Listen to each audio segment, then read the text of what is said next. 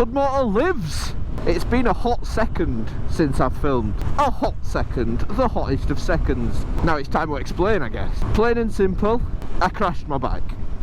I crashed the motorbike, and I'm going to explain what's been happening. Come on! Take that gap.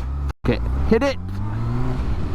Oosh. So on the 3rd of January, my first day back to work after the new year, on the bike, I binned it. No one crashed into me, nothing like that, I just binned it.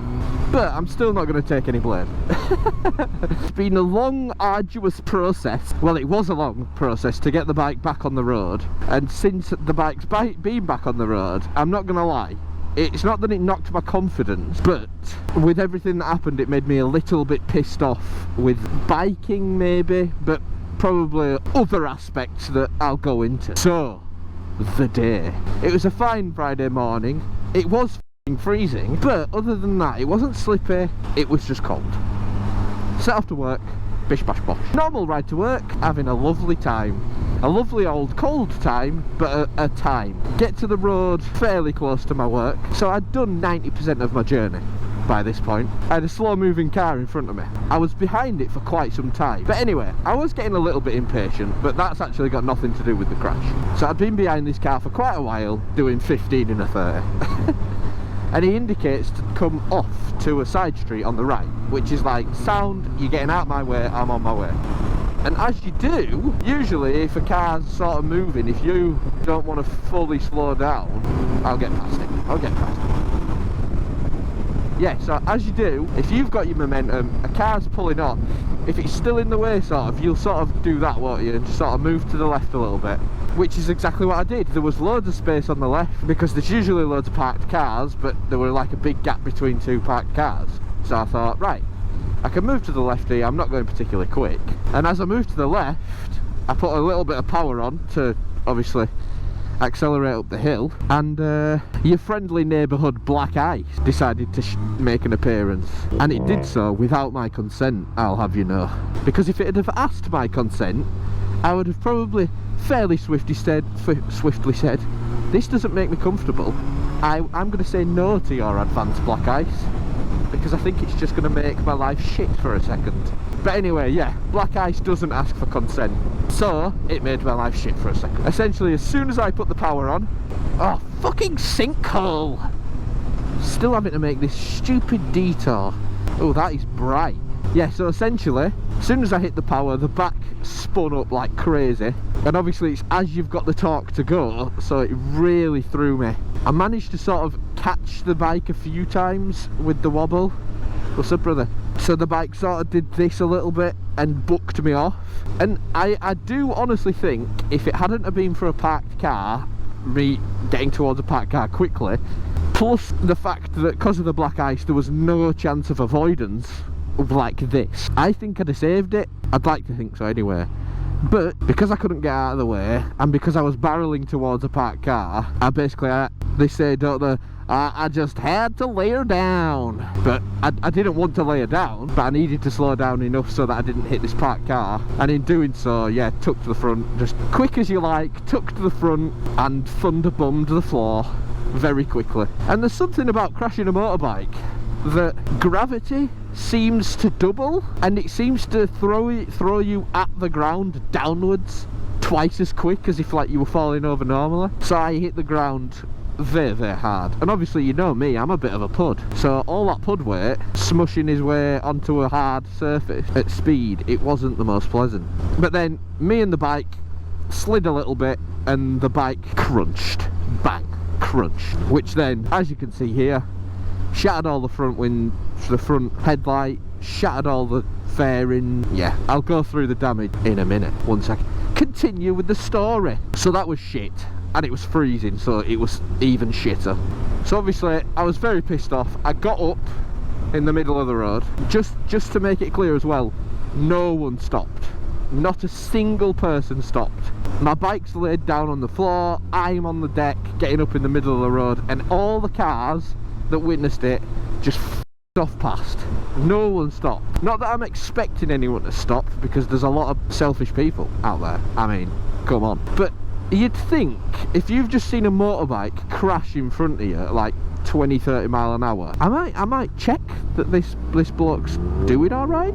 But no, I got nothing. So then I was picking the bike up from the middle of the road, struggling to, and literally cars were getting to me in the road and just driving round me. Which didn't help. The most I got was a few little kids came out of like a house next to me and were like, nice bike. I'm like, yeah. Cheers. So yeah, that wound me up a little bit. So if you were one of those people who drove past me on Blackmorefoot Road, stick that in your pipe and shove it up your ass, knobbers. So obviously the day continued. My father-in-law came with his van to pick up the bike. My brother came and picked me up and took me to hospital. Injuries wise, I didn't have much. My medial ligament in my left knee, I pulled that. Nothing major. He was like, it'll have healed within a week or so. I was like, sound. I went for x-rays on my wrist and my hand, because my hand had a bit of a, I don't know, like a raised bruise that looked like it were bleeding under the surface. So I was like, okay, I gotta get it checked. And I chipped a bone in the top of my hand. But then they never actually x-rayed my wrist, and that's the one part that's still bothering me 3 months later. So I should probably go get that checked again. But yeah, just there, like there along my wrist, right on the joint, the bone. I feel like I did something, but she x-rayed my hand, and I was supposed to be going for a hand and wrist x-ray, but in the moment I was like, right, I just want to get out of this hospital. I'm annoyed now. But no ruptured spleen, that's good. No head injuries or anything. Yeah, my helmet didn't even hit the ground, so happy days. I'm still wearing that. That's a bit of money saved. But holy balls, insurance, oh my god, what a bag of shit. You know, you pay for fully comprehensive insurance, and I've basically had to behave like I'm on a third party plan because they've done piss all for me. I'll explain. So obviously I got the bike home myself, then insurance came and picked the bike up a couple of days later. And actually, while I'm on that, here's the video from the day that insurance came and picked the bike up, with me just very sad, clearly, going through the damages. So today's the day insurance are going to pick up the bike, and it might be the last time I see it ever, in the case that it's written off. So I'm not feeling great this morning. Switch back on, come on. But I thought I'd just take you through the damages. So we'll start furthest back and I'll just quickly show you. So obviously we've got the scratches on the Akropovich. I mean, it had a few little scuffs before, but now it's a little bit worse. You can see the underside of the pegs being snapped off, and I don't think that's the angle that brake levers should be on, but correct me if I'm wrong. One that's really painful is the engine casing's all scraped and battered, and then obviously you've got your exhaust. That's a little bit fucked, but then they're sort of like the minor bits, really. I mean, you've got little scuffs here and there, but it's bound to be. You've got scratched a load at fairing, because this is the side that it slid on, and then obviously you can see this is the side that it slid on because this indicator appears to have checked out from life, which is not ideal, but what do you expect? Then obviously we've caught this, swazzed that, so now the throttle sticks, but I think that's just because the end's bent.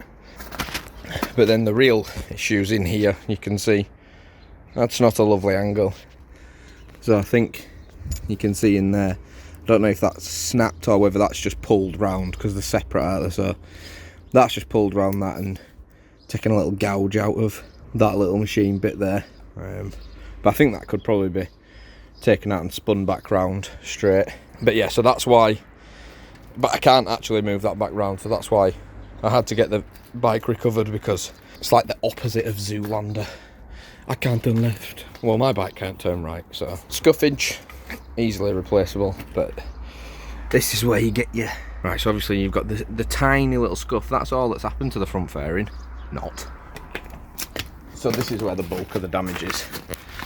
So you've got your right side of the front fairing, well, your headlights around, that's all cracked. Bits are snapped off. Your headlight is now available for abusing. So that whole unit is completely fucked. All bottom of it's all cracked and the bulb doesn't work, funnily enough. But then this poor side is where we've got a lot of the damage. So, correct me if I'm wrong, I don't think you should be able to see my hand through there. So that's where it took the brunt of the impact. unfortunately, and it's just, yeah, just exploded all this, and there were fairing bits everywhere, and it's done a real job on that.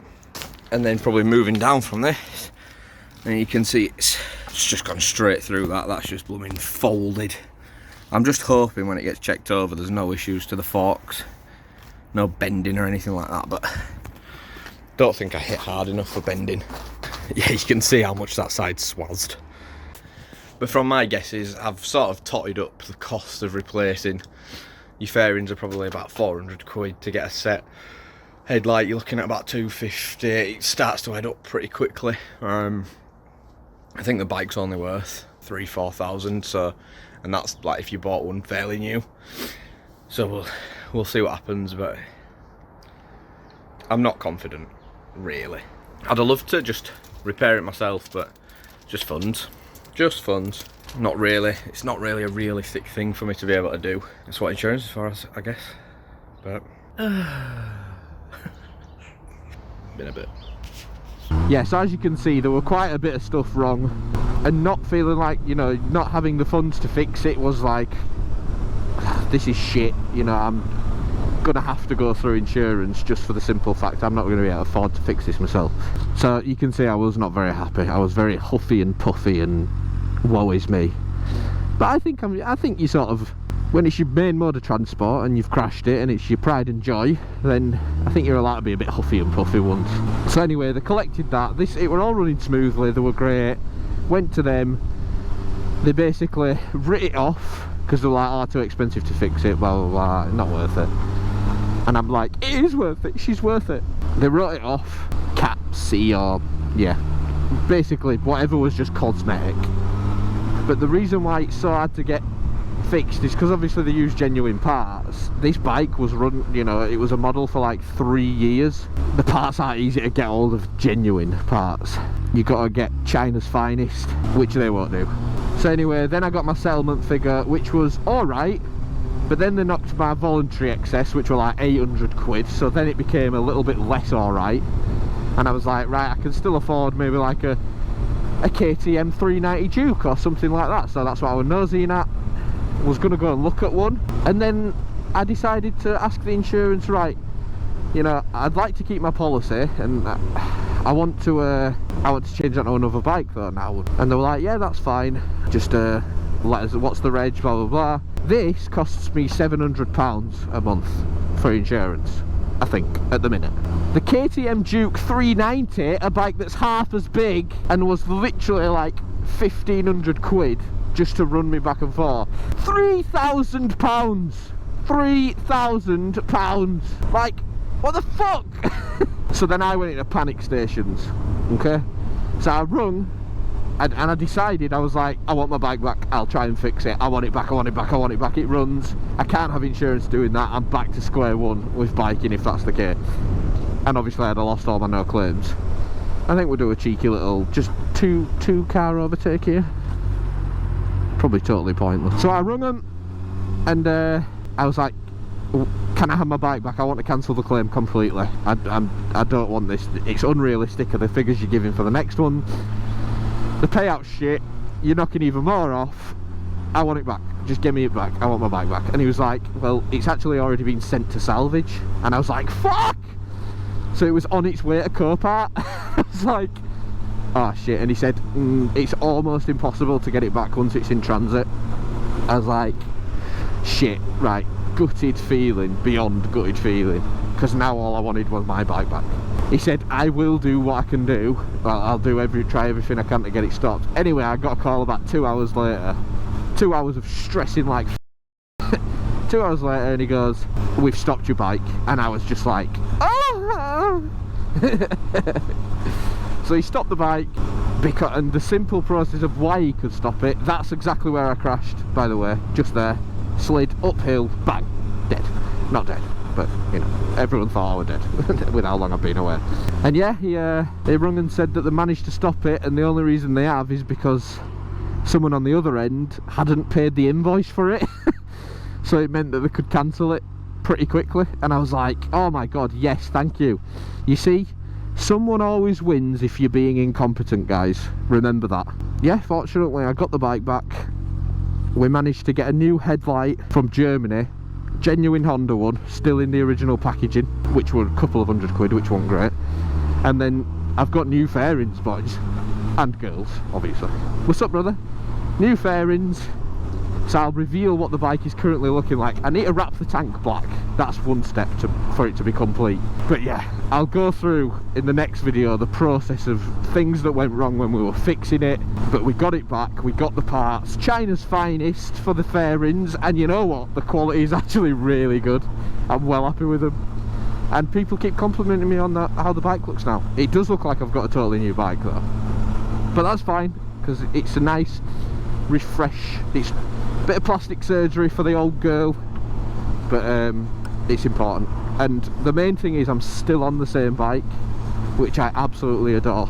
So yeah, I know I've been away a few months. It's probably to do with trying to fix the bike, the fact I crashed, and the fact I was definitely sulking a bit, and I was like, I'm just getting to and from work on the bike. I'm not happy because I'm spending, it's costing a lot of money. You know, insurance wound me up because there was basically no help at all. It was like, all right, now that you've crashed because of one little patch of ice, all right, now we'll charge you £3 mate, for a bike that's half as big.